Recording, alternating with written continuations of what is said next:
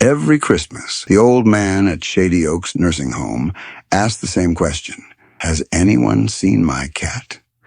For 3 years, the answer was always no. Nurses would shake their heads sadly. Visitors would apologize. But old man Harold never lost hope. Every Christmas morning, he'd sit by the window and wait. But this Christmas Eve, when Johnny Depp found an elderly cat struggling in a Chicago blizzard, a worn tag around its neck revealed an address. And that address would make this elderly man's final Christmas wish come true. This isn't just a rescue story. This is about what family really means, the power of hope, and proof that some Christmas miracles do exist. Let us know where you're watching from in the comments, and don't forget to subscribe. Trust me, you don't want to miss this story. It was December 24th afternoon. Johnny Depp had finished his business meeting in Chicago and was waiting for his flight back to Los Angeles. But the weather forecast had predicted the biggest snowstorm in decades. The airport closed. All flights were canceled. Streets emptied. Johnny found himself stranded at an old hotel in downtown Chicago. Christmas Eve, thousands of miles from family, completely alone. "I'm sorry, Mr. Depp," said the hotel receptionist. "Nothing's moving until tomorrow. Maybe even the day after." Johnny went up to his room and looked out the window. The snow was falling so heavily he couldn't see the building across the street. The streets were silent. It was like a ghost town. His phone rang. His family was calling. "I won't make it for Christmas," Johnny said. "I'm sorry." After hanging up, he lay on the bed. This was going to be the loneliest Christmas of his life. It was nearly midnight. Johnny couldn't sleep. The snow was still falling furiously. Just as he was about to turn off the light, he heard a sound. A faint meow, but it was coming from far away through the middle of the storm. Johnny opened the window. Cold wind hit his face. The sound came again, clearer this time. Down below, in front of the hotel entrance, something was moving inside a snow pile. Johnny immediately put on his coat and ran downstairs. The receptionist was shocked. "Don't go outside, Mr. Depp. This storm is deadly." But Johnny was already through the door. The cold was almost a physical force. Snow reached his knees. He took a few steps and saw it.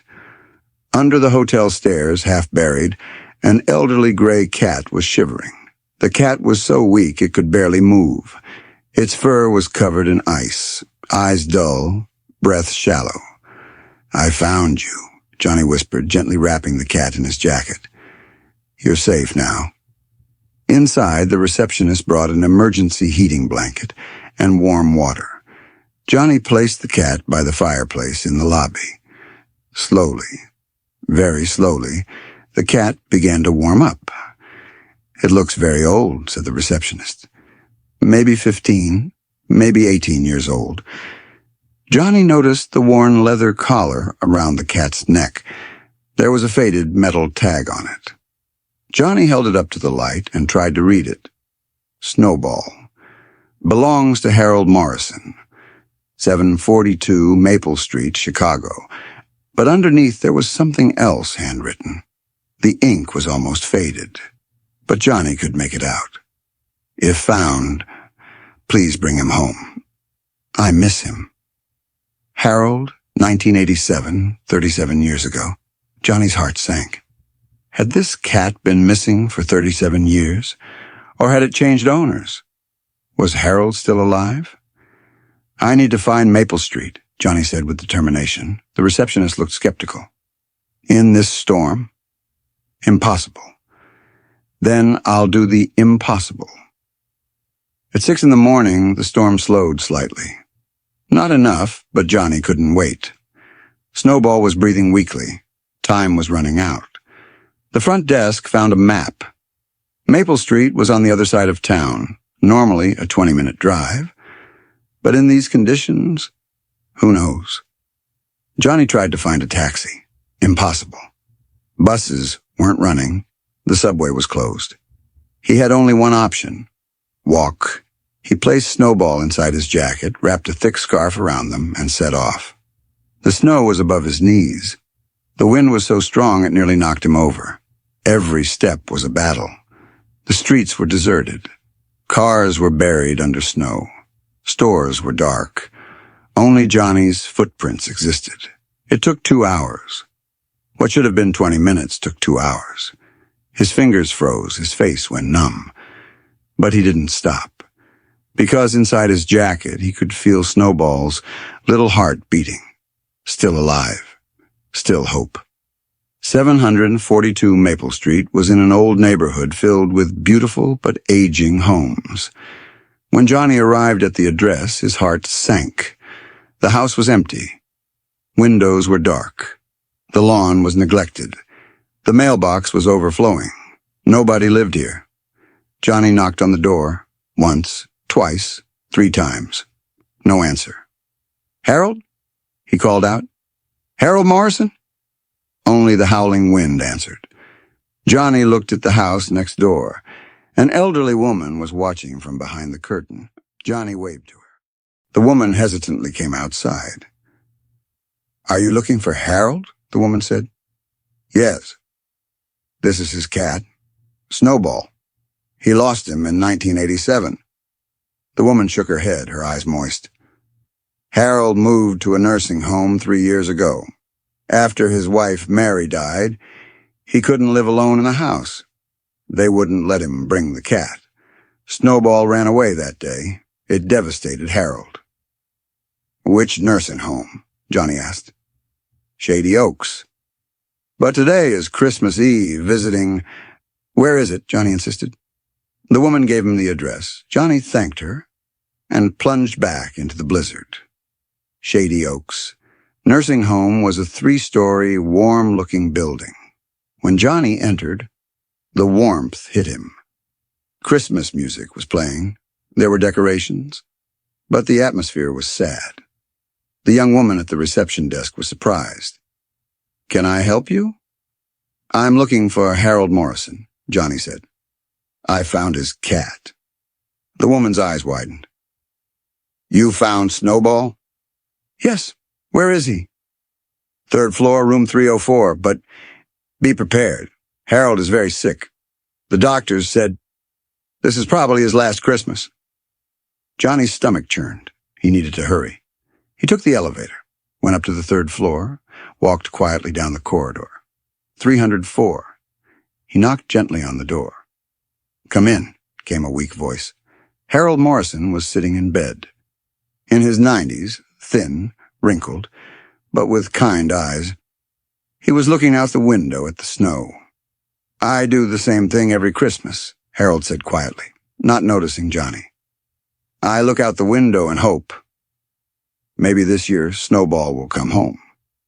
"Harold?" Johnny said gently. The old man turned. "Yes?"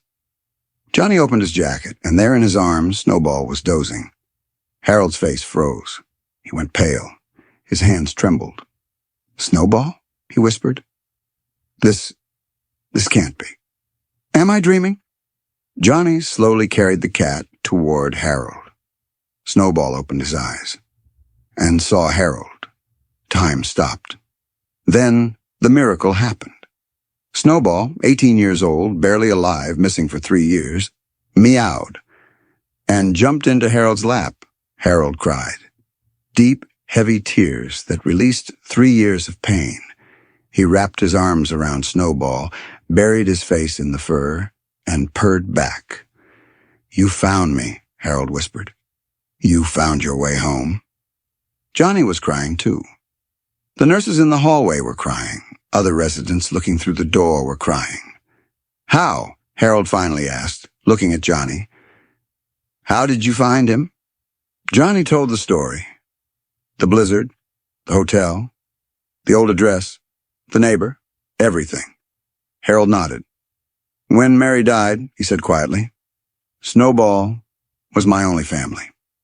When I had to move here, I had to leave him behind. He ran away that day. I think he went looking for me. And for 3 years, he searched for me. He's found you now," Johnny said, "and he won't lose you again." That afternoon, the nursing home administration made an exception. Snowball could stay. Not just for one night, permanently. On Christmas evening, all the residents gathered in Harold's room. They decorated the tree. They sang songs. They told stories. And Snowball purred in Harold's lap, peaceful for the first time in 3 years. Johnny talked to his family on the phone. He told them the story.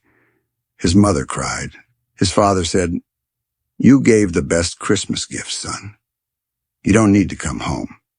You're exactly where you need to be." At midnight, Harold touched Johnny's hand. "Thank you," he said. "You gave me my family back. You reminded me what Christmas means." Harold passed away peacefully 2 months later. Snowball was by his side. His last words were, "I lived a good life, and it ended beautifully." What Johnny learned that Christmas Eve is simple but profound. Family isn't blood. Family is a choice. Love is a choice. He could have chosen not to walk through that blizzard that night. He could have left Snowball at a vet and moved on, but he didn't. He saw a connection where he could have seen none. He took responsibility where he could have ignored it.